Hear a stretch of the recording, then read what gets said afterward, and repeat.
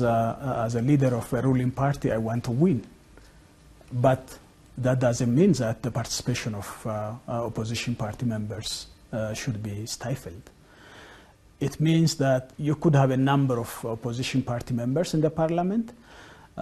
If it is the will of people to elect, opposition party member to lead them, it's up to the people. The ultimate objective of election is making the process democratic, fair, free, and credible. But you can look at the case of Ethiopia. Constantly, your government has been accused of stifling the opposition and coming down hard on those who hold different political ideology. How do you respond to such criticism? I think you have to differentiate between a terrorism, destabilization, and a democratic modern process.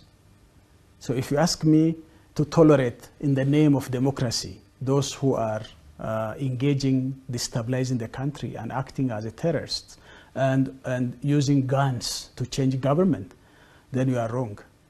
As a responsible elected government, I have to fight to secure my people from all these kind of terrorists and all those people who are engaged in armed struggle while democratic process is at home.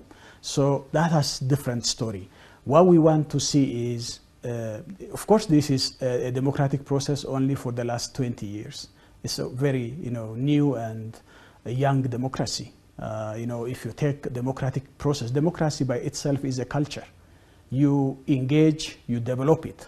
But we are on the right track. There are lots of rooms to improvement because it's a process itself, but we are committed to do so. Let's just talk about the country's anti-terror law. And you say there is a distinction between opposition and what you call terrorist elements. That law has been criticized by the international community for having a broad mandate. That's why the security forces are being accused of arbitrarily detaining that's not true. That's not true. What we did, we know that this accusation will come. So we said, let's copy from the British law. If you compare the British terrorist law and that of ours, it's almost similar. But it's the implementation that is raising That's questions. Something different. That's something different. We understand that while implementing it, it's an exercise. But we say that it's the judges who interpret the law. And I cannot criticize the judges how they interpreted the law. Now let's look specifically at the case of Gibot 7 opposition figure Ndagachu Sege. There are growing concerns about how he was extradited into Ethiopia and his treatment. Will he get a fair trial? The concerns can come. It's not for those who are concerned we are doing this thing. It is our moral and legal obligation to do it. So Ndagachu Sege is a Trojan horse for the Eritrean government to destabilize this country. And he was sentenced not now, some years ago.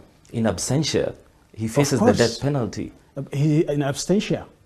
What can we do if he's not around? Is that fair trial? It is fair trial because he is not around there, but his stooges were there who were sent to destabilize and bomb this country. They were red-handed, captured with their bombs and detonating elements. So what can you do? You bring with this evidence. He's a British national and British officials have requested your government to have him get a fair trial before the execution of that sentence that he faces. Anybody can request, but we'll go according to the law of the land. So he will face the death penalty? I cannot say this now. About media freedom, your country is now being mentioned in the same breath as countries that have the highest number of journalists and opposition figures jailed. Just recently, there were what are being referred to as the Zone 9 bloggers. They have been arrested for now more than 2 months. No proper case brought against them. Look, I suggest that you also shouldn't be connected with the terrorists. If you have any connection with terrorists, don't think that the Ethiopian government will let you free. The thing is, whether you are a journalist or a medical doctor or a teacher, whatever profession you have, the thing you have to work according to the ethics of the profession.